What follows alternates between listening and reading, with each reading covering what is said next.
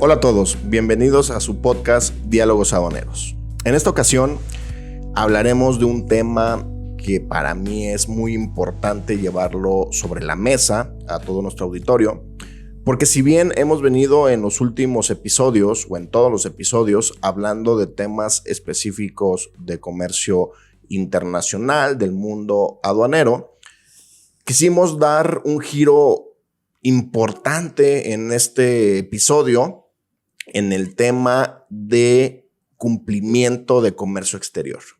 Y nuestro invitado nos estará viendo y va a decir, pues no, porque yo no vengo a hablar de comercio internacional. Pero para dar un preámbulo a este tema, hemos venido hablando en los últimos podcasts que el cumplimiento de la norma aduanera es un esfuerzo grupal de las organizaciones. Es una conjugación de ciertas actividades para efectos de cumplir con las diferentes disposiciones, tanto locales como internacionales, para efectos de comercio internacional.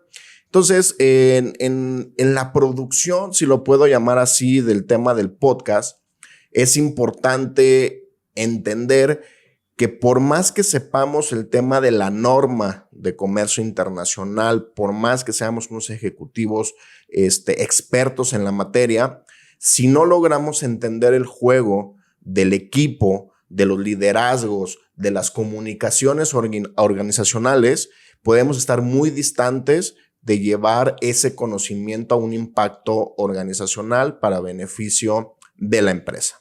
Entonces, con este pequeño preámbulo, quiero presentar a nuestra invitada, Sasa Ramírez. Te cedo los micrófonos para que, por favor, nos digas tu experiencia, tus actividades que haces y en cuál es tu expertise. Gracias, Carlos. Gracias por este espacio. Gracias por la invitación.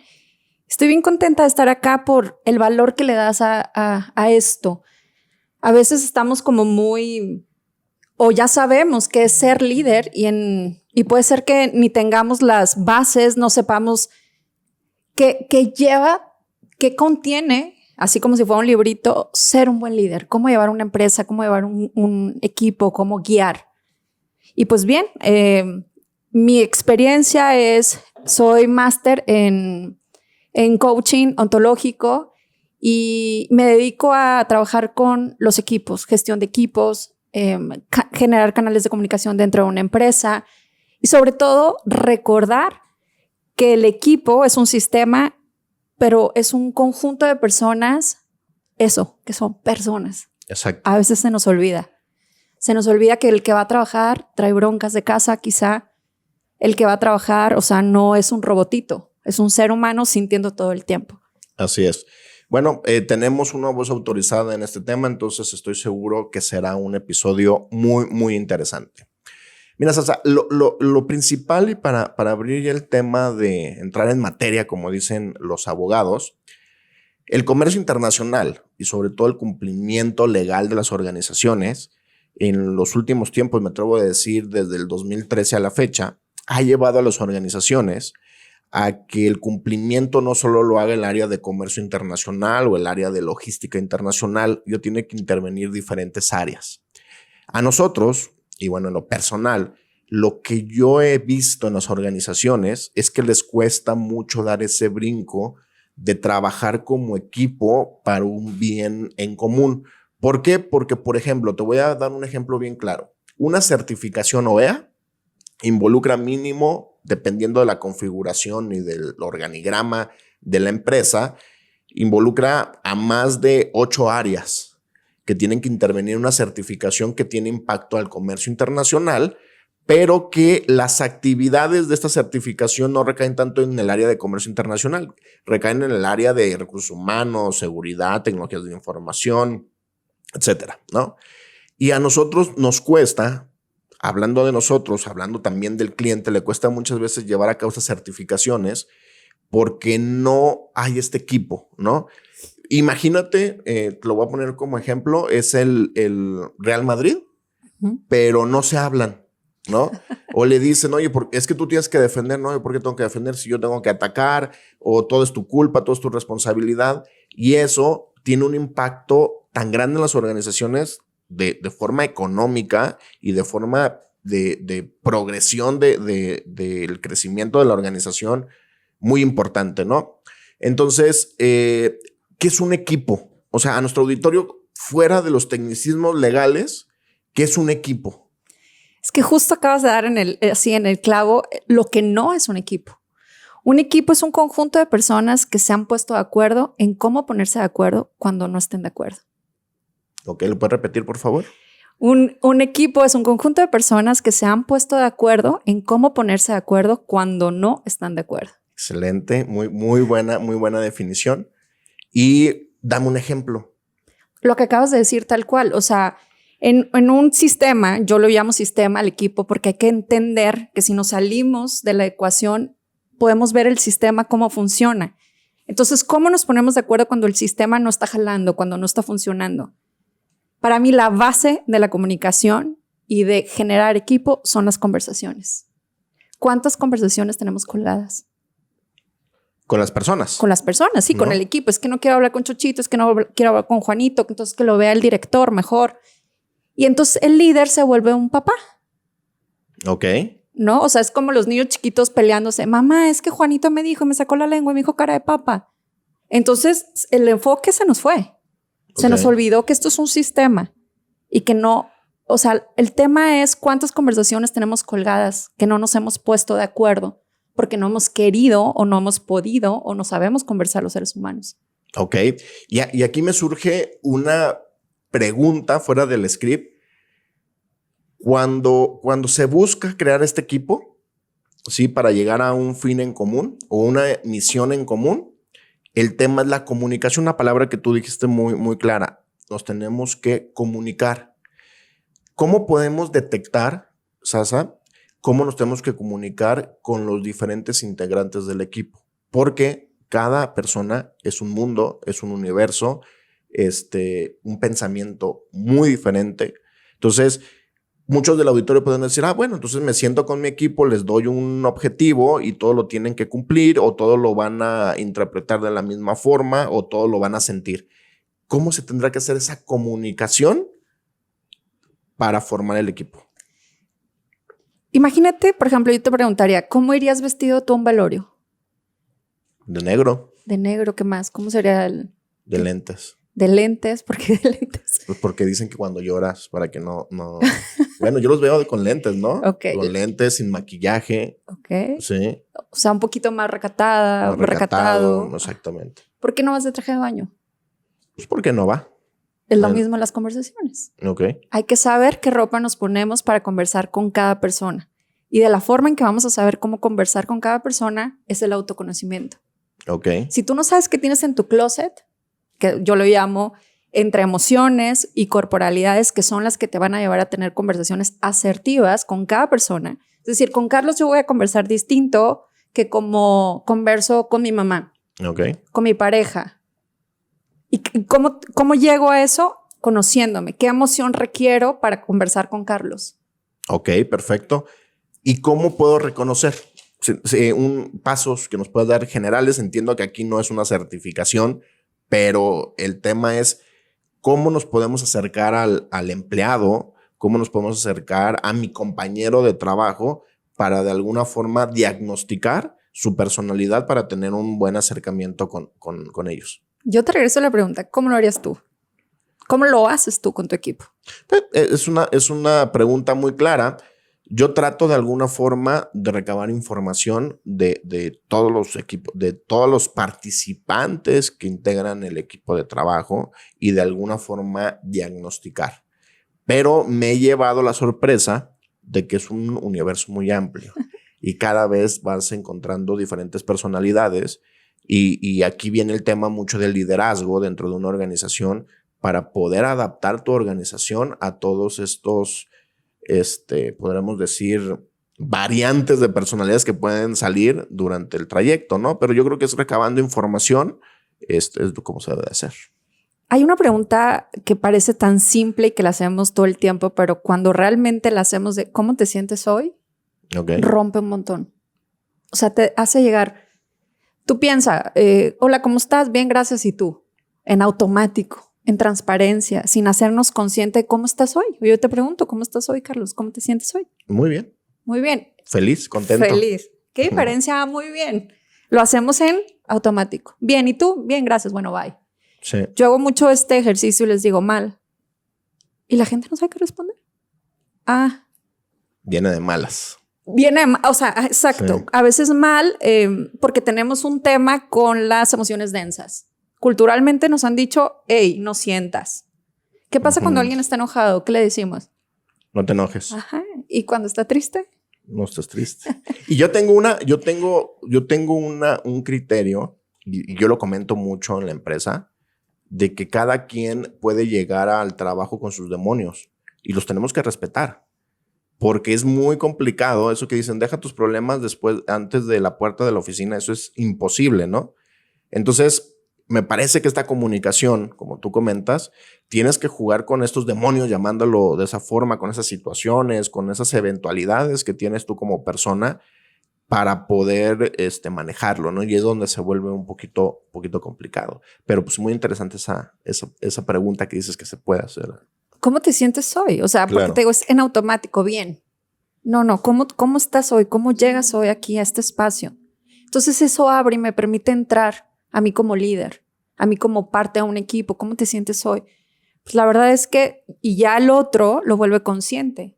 Vengo triste, vengo enojado, casi no dormí, estoy cansado, o estoy feliz, o estoy animoso, porque no nos dejan sentir. Oye, Sasa, y muy interesante este tema. Seguimos en el tema del equipo y la comunicación. ¿Qué tienes que hacer cuando alguien te dice, me está llevando la fregada? Estoy mal. ¿Qué es lo que te hace sentir mal? Es seguir indagando. ¿Y si hay un bloqueo? O sea, dices en el otro. Sí, o sea, por ejemplo, yo puedo llegar con una persona integrante del equipo. Oye, ¿cómo estás hoy? Muy mal. ¿Qué tienes? No te puedo decir ahorita. ¿Cómo manejas esa situación? Yo le diría, ¿cómo te puedo acompañar en esto? Ok. O sea, ¿quién debo de ser yo para que me permitas acompañarte? Ok. Y eso abre. Interesante. Muy bien, seguimos con este tema. En el orden de ideas, platicamos lo que es un equipo, que es importante la comunicación y, como dicen, las preguntas poderosas Sí. en el tema de cómo poder descifrar a tu equipo, ¿no? Y a las diferentes personalidades. Oye, Sasa, pero ¿qué diferencia hay entre un grupo y un equipo? ¿Tú has escuchado cuando alguien dice, somos un grupo? Somos un grupo y todo el tiempo escuchamos, somos un grupo. Un grupo no necesariamente tiene que tener un norte en común. Ahorita estamos aquí, somos un grupo de personas. Ok. No tenemos un norte en común. Cada quien puede irse a donde quiera, ¿no? Y trae un objetivo distinto. A lo mejor ahorita tú saliendo de aquí te vas a ir a jugar golf o a desayunar o a comer y aquí los chicos que están acá van a hacer otras cosas y otras cosas. Ok. Hoy estamos siendo un grupo, pero no tenemos el mismo norte. Ok. Entonces, perdón que te interrumpa. Entonces las organizaciones no necesitan grupos, ¿no? El grupo se conforma por su propia naturaleza porque van todos a trabajar, porque están en un espacio físico y están haciendo ciertas actividades. Pero entonces un grupo es un cáncer, si lo podemos llamar como lo defines, para una organización, ¿no? Más bien la visión cuando lo creemos que somos un grupo y no somos un equipo, porque nos fuimos del norte. Un equipo es tener el mismo norte y no el mismo norte con el líder, es el mismo norte con la empresa. Exacto, qué interesante. Porque a lo mejor el líder tiene un norte y a mí el líder, yo no tengo empatía con él. Entonces no me voy a alinear con su norte. Claro. El norte es el de la empresa. ¿Cuál es el para qué de cada empresa? Sí. Sí, ahorita que me estás comentando, ese es el primer podcast que me quedo callado y que me quedo analizando porque salgo un poquito del tema de lo que es la estructura de los temas del podcast.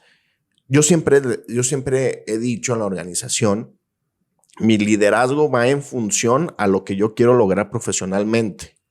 ¿Para qué? A la forma de la visión y de la misión que puede tener mi organización, ¿no? Pero yo siempre les he dicho, ustedes tienen que tener el liderazgo como organización para entender que no me tienen que seguir a mí, ¿no?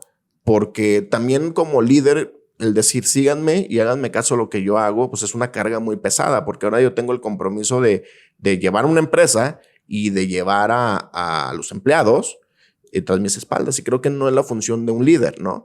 Yo creo que la función de un líder es tener un camino, trazar un camino, crear una estructura que se llama empresa y que los líderes, y en este caso los equipos de trabajo, tengan una visión clara hacia dónde quieren llevar la organización, ¿no? Ya no la empuja el líder. Me parece que el líder empieza como a quitar la grava del camino y los que tienen que empujar directamente son los empleados, ¿no? Y el líder volverse parte del equipo. Porque entonces cuando yo solamente quiero que me sigan, pues quieres fans. Claro. No quieres ser parte de un equipo. O sea, todos juntos quitamos la grava. Porque también eso requiere mucha chamba del líder y por eso hay muchos líderes cansados. Sí. Porque dicen, me toca a mí todo. No, no te toca a ti todo. ¿Quién te dijo? Sí. Nos toca. Quizá yo sea la cabeza, pero eso no quiere decir que a mí me toca abrir, ni poner, ni trazar, ni tal. Juntos. Porque eso genera un equipo y eso genera sentido de pertenencia. Soy parte de. Exactamente. Y el líder, la ventaja que podría tener con su equipo es la experiencia. ¿Estamos? Tal cual. Porque yo siempre he dicho que el líder lo que tiene en ventaja con los empleados, ¿sí? Es que ya tropezó muchas veces. Y de alguna forma le va a decir a los empleados, ¿sabes qué? Yo sugiero que no te vayas por aquí, vete por acá, porque por acá está más complicado, ¿no? Entonces, me suena mucho. Hace clic este tema, ¿no? ¿Cómo impacta el liderazgo dentro de un equipo? ¿Por qué? Porque suena muy padre y el auditorio va a decir muy bien, yo soy el director o yo soy el gerente o yo soy el jefe, yo tengo que trazar un camino, tengo que quitar grava y mis subordinados tienen que empujar, ¿no? Pero para quitar la grava, para trazar el camino y para que la gente empuje, es una palabra que yo uso mucho los últimos 3 años, que se llama liderazgo.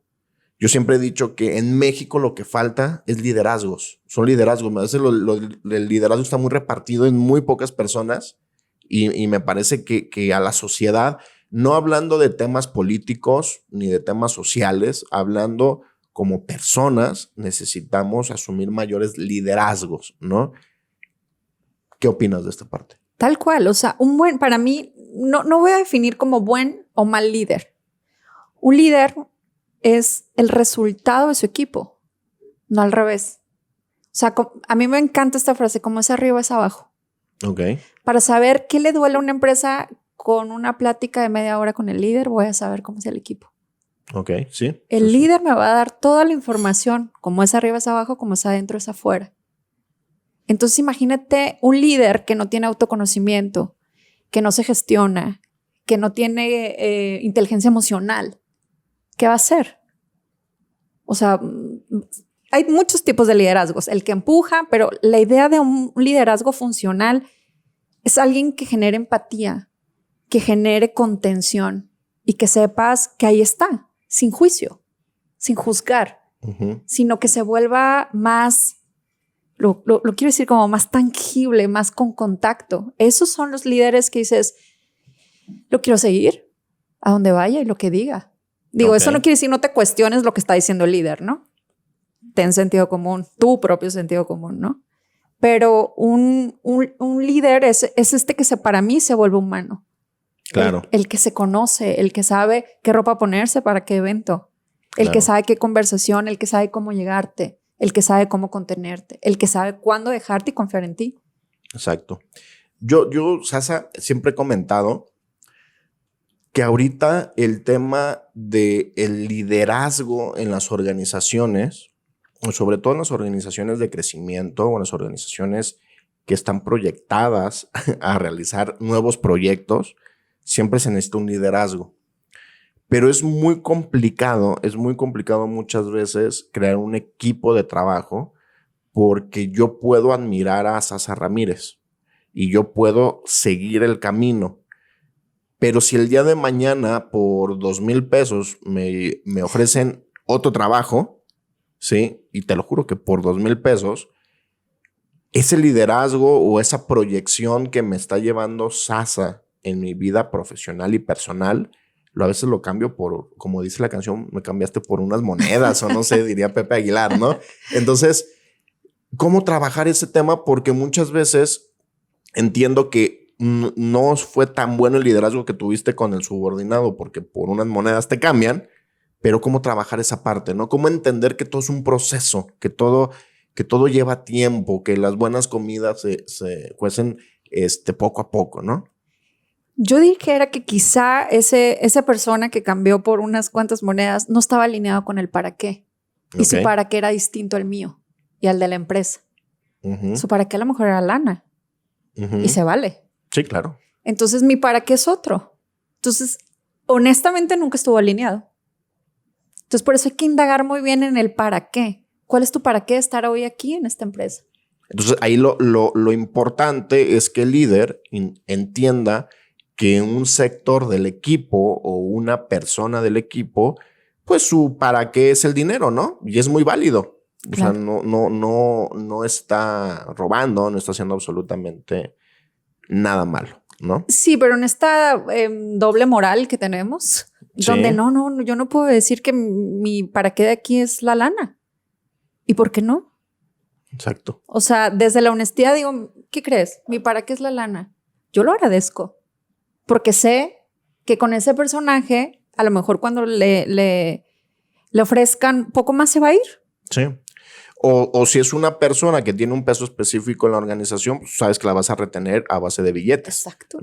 No a base de ir construyendo un tema, ¿no? Bueno, muy interesante. Y no es bueno ni malo, simplemente es, o sea, sin juicio, si lo logramos discernir así, sabemos, volvemos a la conversación, cómo conversar con esa persona. Claro. Y entonces yo digo, ok, yo lo quiero aquí con su para qué, yo ya lo decido, ¿sí o no? Ok. Claridad. Muy interesante. Oye, Sasa, ¿y cómo se construye el liderazgo? Híjole, son varias líneas, ¿no? La primera sería que el líder se considere un agente de cambio. Ok. O sea, ¿cuántos líderes escuchas que se quedaron en 1910? Pues hay uno que bueno, no a lo mejor ya ni mencionar. viven, ¿no? Bueno, hay uno que no puedo mencionar, pero sí se quedó en el pasado, ¿no? Y nos está pegando, ¿no? No dije. Sí, correcto. Pero es eso, ¿no? O sea, es una persona que él mismo dice, soy un agente de cambio y estoy en constante movimiento. Ese para mí sería el número 1. Número 2 es valentía. Yo amo la valentía y la gente valiente. Son esas personas que se atrevieron a mostrarse en vulnerabilidad. Porque la vulnerabilidad, culturalmente también nos dijeron que es, para ti, ¿qué es vulnerabilidad? Pues el poder, digo, no tengo una definición, pero ser vulnerable es ser empático con las emociones que tienes por las situaciones. Si hoy me siento mal, no tengo que tener la cara de que me siento bien, ¿no? Porque de alguna forma como líder estaría mintiéndole a mi equipo, ¿no? Y ellos van a entender de una persona que siempre está bien o que siempre es una piedra, pues que ellos también tienen que ser así. Entonces empezás a guardar ciertas emociones, ¿no? Tal cual. Y además, o sea, una persona que siempre está bien es insostenible. Yo sospecharía de alguien que siempre está bien. Sí. Yo dijera, ¿cómo? ¿Qué? Pues no eres Tatiana. Sí. O sea, ese es un personaje. Claro. Y es una máscara. Entonces, la valentía, tal cual como lo dices, es permitirse ser. Entonces, eso genera muchísima empatía en el equipo. Sí. Ahora, esto que comentas, porque nos lleva como a agarrar más carnita. Yo siempre he dicho que estas generaciones, digo, yo soy como de las generaciones que van a ser o que ya están en proceso de ser una generación adulta, ¿sí? Ahorita a nosotros nos toca lidiar mucho con equipos de trabajo, tanto externos como internos, que están en otra sintonía. Yo la verdad cuando me pongo a platicar o a observar a personas que tienen de 20 a 23, 18 a 23 años, es otro mundo. Sí. Y yo ya me siento viejo cuando los escucho, ¿no? ¿Cómo entender? Porque ahora estas generaciones, y que son las generaciones del presente, que son las que van a empezar en el campo laboral, ¿no? Son muy emocionales. Muy. ¿No? O sea, como que sí tienen esa vulnerabilidad, ¿no? Sí. Pero muchas veces el que ellos dicen es que hoy me duele la cabeza, hoy me siento mal, hoy estoy mal porque en mi casa tengo problemas. ¿Cómo hacer para que eso no impacte en el trabajo? Porque una cosa es de que se puedan abrir, como tú comentas, de que el líder sea empático, de que se cree una estructura una estructura tan flexible que puede identificar a todas las características humanas que integran un equipo, pero cómo poner esa barrera para decir, ok, pero no te la vas a estar pasando llorando todo el día, porque hay que trabajar y porque un cliente espera un resultado. Yo le llamaría responsabilidad. Y para mí la responsabilidad es la habilidad de responder. Es qué habilidad tengo para responder que me duele la cabeza, que estoy triste, que mis papás se están divorciando, que es una generación, pues no de casualidad le llaman la generación de cristal, que es muy bueno. O sea, ellos los educaron otro tipo de papás, con más conocimiento de ellos mismos, ¿no? Pero es esto, es cómo te vas a volver responsable de tu emoción. Ok. O sea, sí, triste, te acompaño. Ok, y en tu habilidad de responder, ¿qué quieres hacer? Ok. O sea, ahí entra un liderazgo confrontativo. Porque también hay que ser líderes confrontativos. Te acompaño, pero ok, ¿y qué vas a hacer? Sí, porque queda muy claro, y yo le he comentado que cuando eres un líder flexible, llega un momento, como dicen, o como decían, les das la mano y te agarran el pie, sí, o la pata, como dicen, ¿no? Entonces, me suena mucho esa parte que dices que un líder no tiene que ser un líder relajado, bueno, tiene que ser un líder relajado, tiene que ser un líder flexible, pero también tiene que ser un líder que imponga. Claro. ¿No? Que cuando se tiene que golpear la mesa metafóricamente, se tenga que hacer, ¿no? Entonces, hablas de un líder que tiene que ser multifacético para poder confrontar todas las circunstancias que pasen, ¿no? En la organización. Sí, o sea, el líder tiene que ir por todas sus emociones. Y la rabia, que está tan mal vista, y para mí es mi favorita, porque es la que te llega y te pone límites. Y dice, ok, estás triste, me encanta que la sientas, pero entonces ¿a dónde vamos con tu tristeza? Claro. Sí, y fíjate, eso que comentas es algo que yo expreso y este podcast lo van a escuchar, estoy seguro, todos los de la organización, y es importante porque mucho lo que yo trato de reflejarles como líder es lo que yo viví, ¿no? Porque pues es lo que te va construyendo como líder. O sea, yo tenía jefes que te gritaban, directores que te gritaban y que no te decían, oye, ¿cómo te sientes hoy? Hoy me entregas resultados, me dices el por qué y lo haces, ¿no? Entonces, me parece que ahorita con lo de la pandemia y con lo de las redes sociales, te hablan mucho de un tema de que no regañar, ser empáticos, todo lo que hemos venido hablando, pero como un tema natural y de por vida. Y eso es imposible. Yo siempre les he dicho en la organización es, enójense. Por favor. Saquen coraje y digan, hoy quiero esto, hoy quiero ganar más, pero partiendo de un coraje porque voy a hacer más, porque voy a demostrar más aptitudes, voy a cumplir con otros objetivos, pero con coraje, ¿no? Sí. El coraje es el que te hace mover, no el diciendo, pues es que voy a dejar que fluya y voy a dejar estos nuevos pensamientos modernos, ¿no? De que en la noche voy a volver a ver las estrellas y las cosas van a caer porque estoy en mi burbuja de espiritualidad. Está padre, sí, porque todos necesitamos esa parte, ¿no? Pero como tú comentas, el coraje, ¿no? Pero es que los seres humanos se nos olvidó que podemos hacer todo. Podemos tener espacio de espiritualidad, ver las estrellas y pedirle un deseo.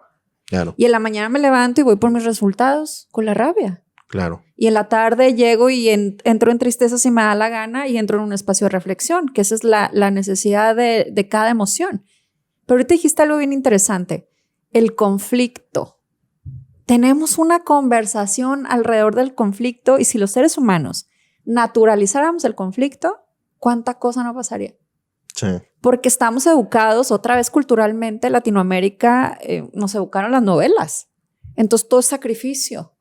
Y todo tiene que doler. Y María la del barrio. O sea, no. O sea, naturaliza el conflicto. El conflicto es un ser vivo. ¿Qué pasa si tú lo dejas abajo de la mesa 3 meses? ¿A qué crees que va a oler? Claro. Entonces guardamos ese y luego otro y luego otro y luego otro. Entonces un día llegas y me dices, Sasa, tal, ¿de cuántos conflictos guardados? Sí. Porque no naturalicé el conflicto. Y es bien fácil tener conversaciones efectivas, pero seguimos guardando porque qué penita. Y cuando queremos pedir algo lo hacemos todo en diminutivo. Entonces estamos equivocados en asertividad versus amabilidad. Son cosas completamente distintas. Sí, porque hay una situación que ya trae muchos meses, pero como me educaron que no debe de haber conflicto, porque como lo voy a ver todos los días, cómo me voy a conflictuar con él, mejor lo guardo, pero sigo teniendo ese resentimiento. Y no tengo el liderazgo para poder llamar a una reunión, independientemente la jerarquía donde estés en la organización o el puesto, para decir, yo considero que por esto no están funcionando las cosas con él, por esto, ¿no?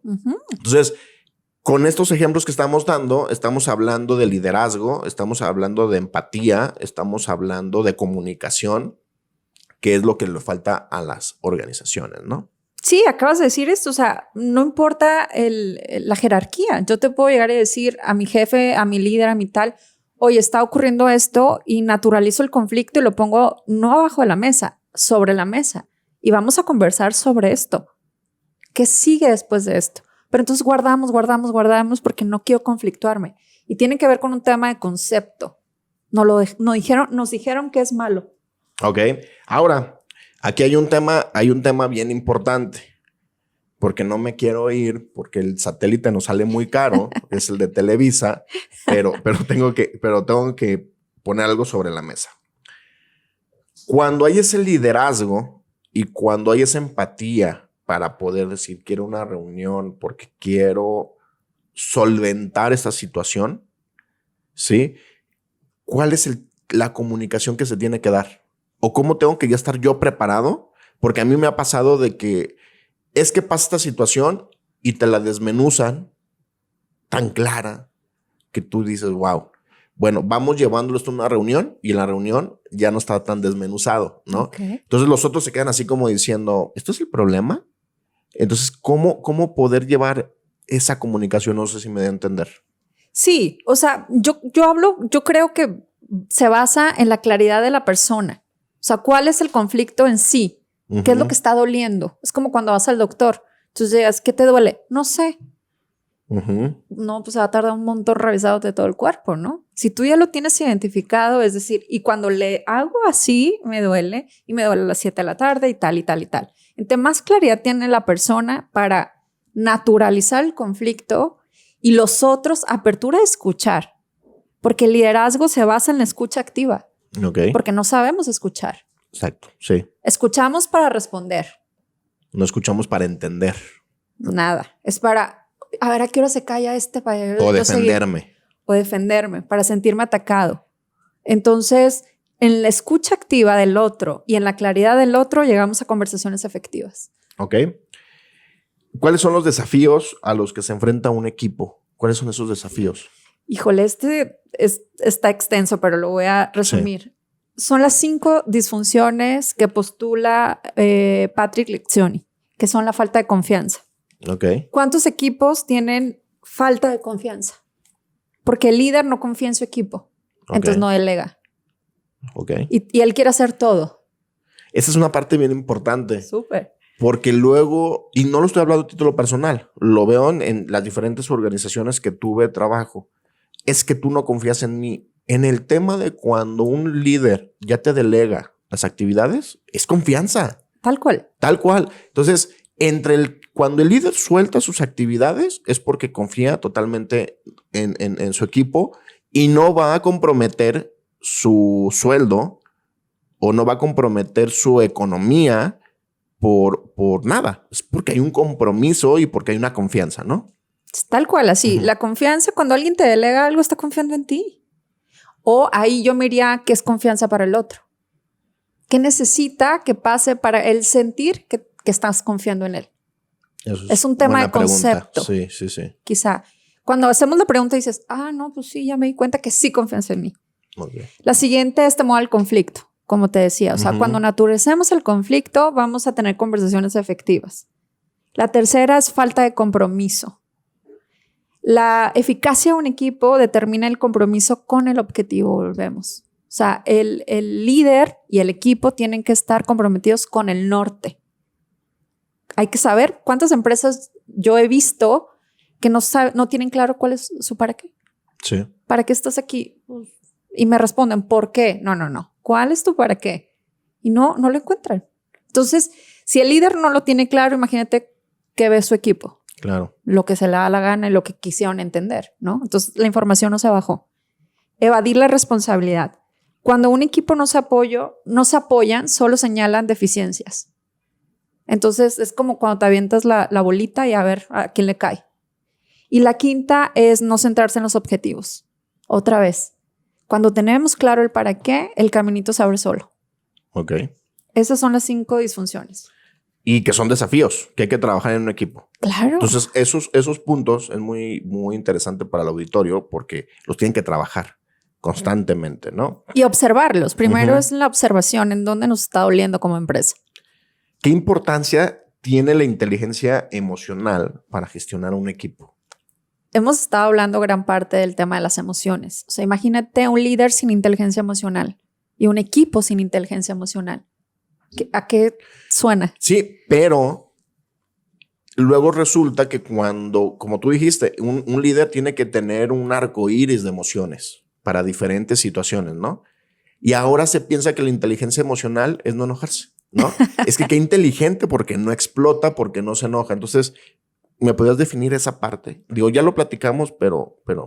Sí, la diferencia es canalizar la emoción, no es no sentirla. Okay. Es quién soy yo enojado, quién soy yo enojada. ¿Qué hago con esa emoción? Por ejemplo, yo cada vez que digo el 90% de mi día yo vivo en la rabia y la gente cree que el 90% de mi día estoy enojada. No. Yo sin rabia, ¿cómo voy para adelante? ¿Cómo llevo un equipo? Yo preguntaría, ¿cómo crees que entra un boxeador a jugar al ring?